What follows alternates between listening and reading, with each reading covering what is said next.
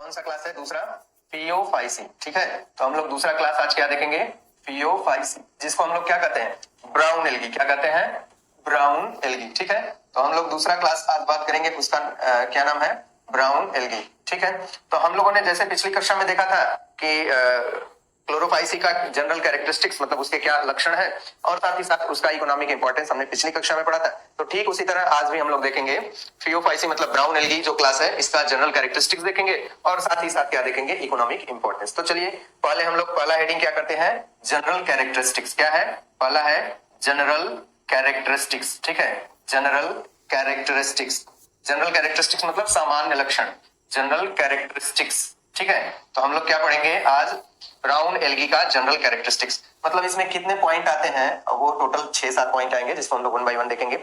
तो ये general characteristics of Phaeophyceae brown algae का देखा जाएगा। तो पहला आप क्या देखेंगे? पहला आप जनरल कैरेक्टरिस्टिक्स देख लीजिए। इसका हम लोग पहला पॉइंट लिखेंगे हैबिट एंड हैबिटेट। ठीक है, habit not habit, habitat. Habitat मतलब वासस्थान। हैबिटेट मींस क्या होता है? वासस्थान। तो इस प्रकार की एल्गी कहां पाई जाती है? उसी को हम लोग क्या मानते हैं? हैबिटेट। ठीक है, तो चलिए देखते हैं कोई जुड़ा है। अभी तो फिलहाल कोई हमारे साथ जुड़े नहीं है, तो इन सब चीजों को दरकिनार करते हुए हम लोग शुरू करेंगे।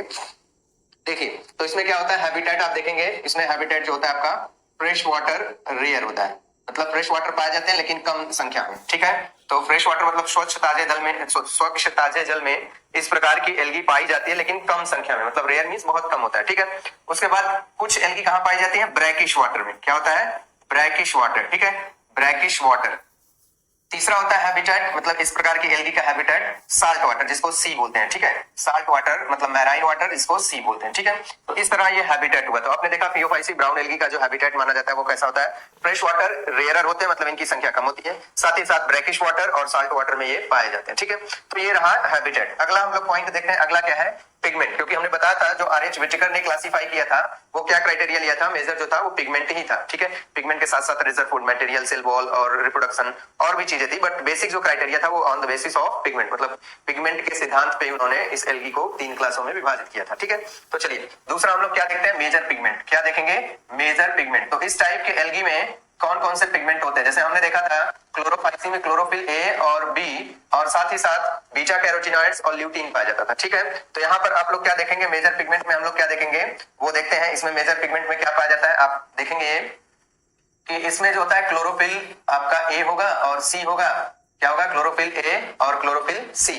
और उसके साथ आप क्या देखेंगे? फ्यूकोजैंथिन, वायलोजैंथिन और बीटा कैरोटीन होता है। ठीक है, तो क्लोरोफिल ए हो गया, क्लोरोफिल सी हो गया, फिर आप देखेंगे बीटा कैरोटीन, बीटा कैरोटीन। ठीक है, और उसके बाद फ्यूकोजैंथिन। ये काफी इंपॉर्टेंट है, इस तरह का क्वेश्चन डायरेक्ट पूछता है कि फियोफाइसी के मेंबर में जो शैवाल पाई जाती है उसमें किस तरह का पिगमेंट पाया जाता है। तो ऑप्शन में दिया रहता है फ्यूकोजैंथिन, तो ये आपको याद होना चाहिए। फ्यूकोजैंथिन के बाद एक और पिगमेंट होता है जिसको हम लोग बोलते हैं वायला जैंथिन। ठीक है, वायला जैंथिन। तो ये 3 पिगमेंट, 3 क्या टोटल 4 होते हैं, मतलब क्लोरोफिल ए और सी, बीटा कैरोटीन, फ्यूकोजैंथिन और वायलोजैंथिन। तो ये मेजर पिगमेंट होते हैं, किसमें पाए जाते हैं? फियोफाइसी के मेंबर में, मींस ब्राउन एल्गी। हमने बताया था ब्राउन एल्गी का कलर ब्राउन होता है, इसलिए हम इसको ब्राउन शैवाल कहते हैं, मतलब भूरी शैवाल कहते हैं। ठीक है, अगला देखिए कैरेक्टरिस्टिक्स। अगला हम लोग क्या देखेंगे? ये तो हमने बात कर लिया पिगमेंट का। दूसरा आप इसका क्या देखिए?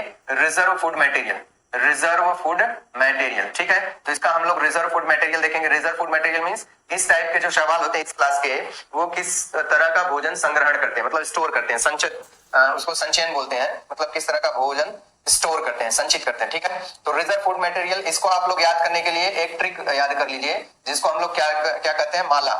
ठीक है, मैनिटॉल, माला मींस क्या हो जाएगा? मैनिटॉल और लैमिनेरिन। ठीक है, तो आप क्या लिखेंगे?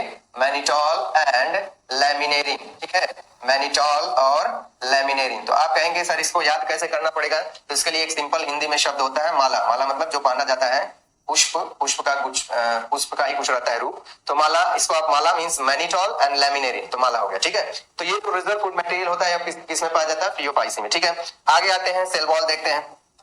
अगला हम लोग क्या बात करेंगे? सेल वॉल की बातें करेंगे। ठीक है, अगली बात क्या किया जाएगा? सेल वॉल की। ठीक है, तो आप देखिए सेल वॉल, इसमें आप देखेंगे सेल वॉल, देखिए कोई जुड़ा है फिलहाल अभी तो हाँ, एक लोग कोई जुड़े हैं लेकिन अभी इनका कोई रिस्पांस नहीं आ रहा है, तो हम भी कोशिश करेंगे कि रिस्पांस नहीं दिया जाएगा। मतलब अगर इनका कुछ रिस्पांस आता है तो हम लोग देंगे, अगर नहीं आता है तो फिर नहीं दिया जाएगा। ठीक है, चलिए तो आप देख लीजिए, हमने बात किया था रिजर्व फूड मटेरियल्स में क्या होता है, मैनिटोल एंड लैमिनेरिन। अब इसमें सेल वॉल आप देखेंगे तो सेल वॉल पीछे क्लास में भी हमने देखा था किसका बना था, सेलुलोज का।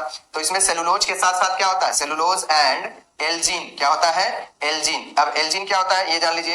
एल्जीन क्या होता है, एल्जीन एक फाइकोकोलाइड होता है, फाइकोकोलाइड। एल्जीन क्या होता है, फाइकोकोलाइड। तो एल्जीन क्या होता है, एक फाइकोकोलाइड होता है जो PO5C के सेल वॉल से ऑप्टेट किया जाता है। उसका हम लोग डिटेल देखेंगे इकोनॉमिक इंपॉर्टेंस में, एल्जीन का यूज क्या होता है, तो वो हम लोग वन बाय वन देखेंगे। फिलहाल आप ये ध्यान रखिए कि जो PO5C के मेंबर्स होते हैं इनके सेल वॉल किसकी बनी होती है, सेलुलोज और एल्जीन का। ठीक है, तो ये आपने देखा। अब हम लोग बात करते हैं फ्लैजिला का। तीसरा पॉइंट क्या देखेंगे, फ्लैजिला का। तो चलिए हम लोग पॉइंट तो नहीं लिख रहे हैं, स्टार करके मतलब नोट्स टाइप, मतलब नोट करके नंबरिंग आप कर लीजिएगा। तो इसमें अगला पॉइंट हम लोग क्या देखते हैं PO5C के विषय में, फ्लैजिला। फ्लैजिलर नंबर मतलब फ्लैजिला की कितनी संख्या होती है, flagellar number and position of flagella. ठीक है, flagellar number and position of flagella. ठीक है, flagellar number and position of flagella, ये हम लोग देखेंगे। मतलब इस PO5C के मेंबर्स जो होते हैं इसके शवालों में कितने नंबर, मतलब फ्लैजिला का कितना नंबर होता है और साथ ही साथ किस तरह अटैच होते हैं। ठीक है, तो फ्लैजिला का कितना नंबर होता है, साथ ही साथ किसमें। तो आप देखेंगे इसमें कितना फ्लैजिला पाया जाता है। इसका देखिए फ्लैजिला का जो नंबर है वो 2 इन नंबर 2 होता है।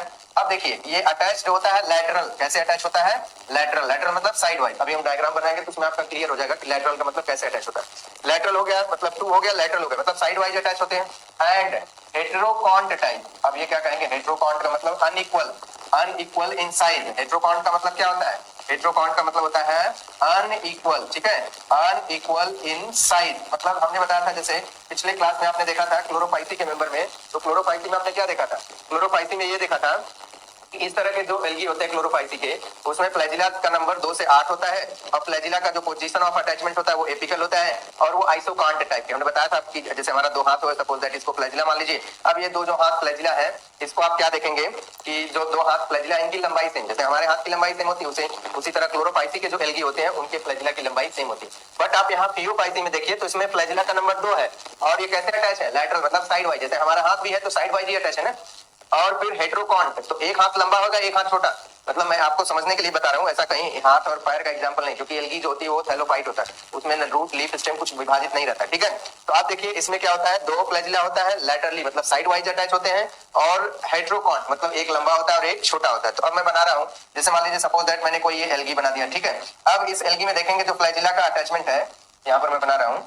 देखिए इस एल्गी में जो फ्लैजिला का अटैचमेंट है, चलिए मान लीजिए यहाँ अटैच है, यहाँ अटैच है। तो अब आप देखेंगे ये लैटरल, इसका अटैचमेंट क्या होगा, लैटरल।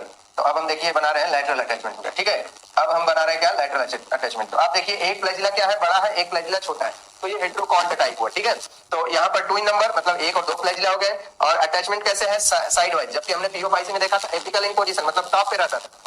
ठीक है, और हेटेरोकॉन्ट मतलब एक क्या है, लंबा है और एक छोटा है। तो इस तरह का अटैचमेंट आपके PO5C के मेंबर्स में पाए जाते हैं। ठीक है, इस तरह का अटैचमेंट आपके PO5C के मेंबर्स में पाए जाते हैं। ठीक है, तो ये रहा आपका हेटेरोकॉन्ट टाइप का अटैचमेंट। ठीक है, चलिए आगे